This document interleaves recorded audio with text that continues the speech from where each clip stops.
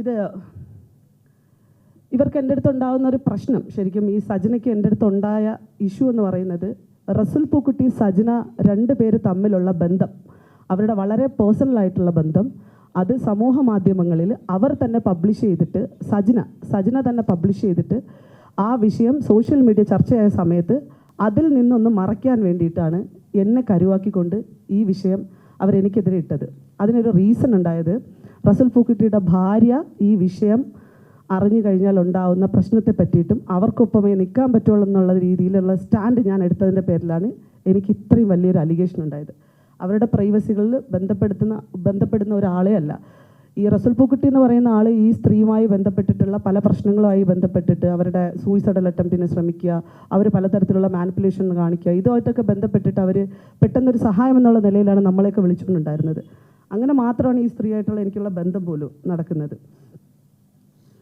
ഇവർ ആദ്യം തുടങ്ങുന്നത് ഇവരുടെ അക്കൗണ്ട് ഹാക്കായി എന്ന് പറഞ്ഞൊരു 9 വീക്സ് പ്രഗ്നൻസിൻ്റെ ഒരു ഫോട്ടോ ഇട്ടുകൊണ്ടാണ് തുടങ്ങുന്നത്. അതിൻ്റെ പുറകിൽ ഇവർ മുഖ്യമന്ത്രിക്ക് ഒരു പരാതി കൊടുത്തു. അതൊരു കള്ളപ്പരാതിയാണ്. അത് മുഖ്യമന്ത്രിയോട് തന്നെ കണ്ട സമയത്തും സാറിൻ്റെ അടുത്ത് പറഞ്ഞു, സാർ അവർ തന്ന പരാതിന്മേൽ സാർ അന്വേഷണം നടത്തണമെന്ന്. കാരണം എന്ന് വെച്ചാൽ അവരുടെ അക്കൗണ്ട് ഹാക്കായെന്നും അവരുടെ സുഹൃത്തുക്കൾ എല്ലാവരും ചേർന്ന് ചതിക്കുകയാണെന്നും പറഞ്ഞാണ് അവർ പരാതി കൊടുത്തത്.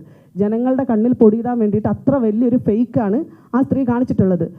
ഒരാളും വന്ന് പറയില്ലല്ലോ സാർ ഞങ്ങൾക്കെതിരെ കൊടുത്ത പരാതി സാർ സ്റ്റാൻഡ് ഓൺ ചെയ്യണമെന്ന്. ഞാൻ പറഞ്ഞു സാർ അവർ തന്ന പരാതി അത് കാണിക്കണമെന്ന് പറഞ്ഞു. അതുപോലെ തന്നെ അവർ പറഞ്ഞു അവരുടെ അക്കൗണ്ട് ഹാക്കായത് തിരിച്ചു പിടിച്ചു കൊടുത്തത് ഷാലു എന്ന് പറഞ്ഞിട്ട് ഒരു സോഷ്യൽ മീഡിയ ഇൻഫ്ലുവൻസർ ആണെന്ന് പറഞ്ഞു.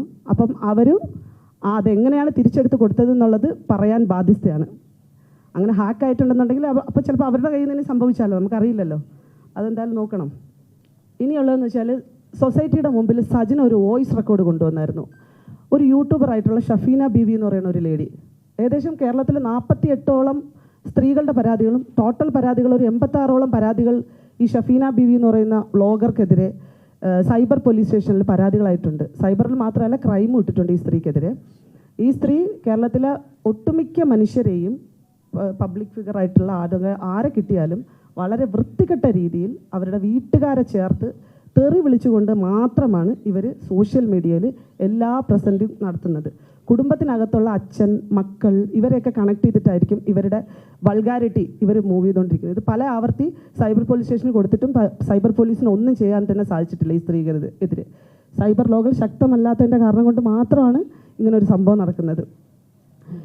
ഈ സൊസൈറ്റിക്ക് മുമ്പിൽ സജിന കൊണ്ടുവന്ന ആ വോയിസ് റെക്കോർഡ് ഒരു മൈനറായിട്ടുള്ള 17 വയസ്സ് ആയിട്ടുള്ള ഒരു കുട്ടിയുടെ വോയിസ് റെക്കോർഡായിരുന്നു.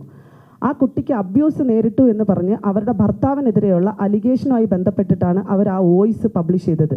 ഇത് പബ്ലിഷ് ചെയ്തതിൻ്റെ അടിസ്ഥാനത്തിൽ ആ കുട്ടിയുടെ പേര്, ആ കുട്ടിയുടെ ഐഡൻറ്റിറ്റി എല്ലാം വെളിപ്പെടുത്തുന്ന തരത്തിൽ ആ കുട്ടിയെ ഫോഴ്സ് ചെയ്ത് സംസാരിക്കുന്ന ഒരു റെക്കോർഡ് ആയതുകൊണ്ട് തന്നെ ആ ടൈമിൽ തന്നെ ഞാൻ ഉൾപ്പെടെയുള്ള പല പരാതികളും CWCക്ക് കൊടുത്തിട്ടുണ്ടായിരുന്നു. അതിൻ്റെ തുടർ അന്വേഷണം എത്രത്തോളം ആയിട്ടുണ്ടെന്നുള്ളത് അറിയില്ല. As A social responsible person എന്നുള്ള നിലയിൽ എനിക്കത് ചെയ്യേണ്ടതായിട്ട് വന്നു.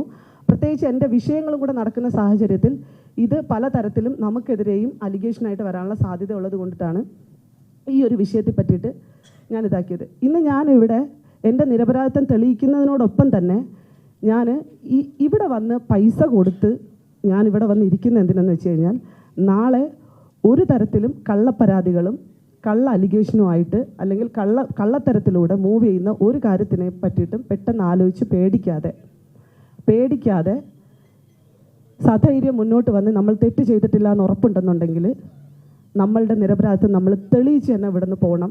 അതാണ് നമ്മളെ ഇപ്പോഴത്തെ സാമൂഹ്യ പരിസ്ഥിതി എന്ന് പറയുന്നത്.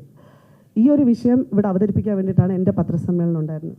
കേട്ടുകൊണ്ടിരുന്ന എല്ലാവർക്കും നന്ദി. Thank you so much. എന്തെങ്കിലും ചോദിക്കാണ്ടെങ്കിൽ ചോദിക്കാം കേട്ടോ.